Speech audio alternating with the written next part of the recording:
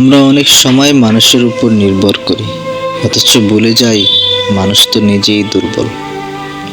একমাত্র আল্লাহর উপর ভরসা করলে তিনি এমন রাস্তা খুলে দেন যা আমরা ভাবতেও পারি না।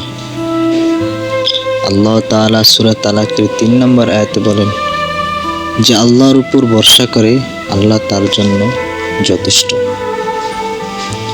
জীবন যখন কঠিন হয়ে পড়ে তখনই তাওয়াক্কুলই মুমিনের শক্তি। দুনিয়া যদি মুখ ফিরিয়ে নেয় তবুও আপনি আল্লাহর দিকে ফিরে যান, কারণ তিনি কখনো মুখ ফিরিয়ে নেন না। নবী ইব্রাহিম আলাইহিস সালাম আগুনে পড়েও বলেছিলেন হাসবুনাল্লাহু ওয়া নি'মাল ওয়াকিল, আর আগুন হয়ে গিয়েছিল শান্ত।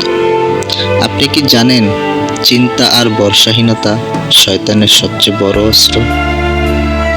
তাই আজ থেকেই বলুন, আমার সব চাওয়া আল্লাহর হাতে, আমি তার উপর সম্পূর্ণ ভরসা করি।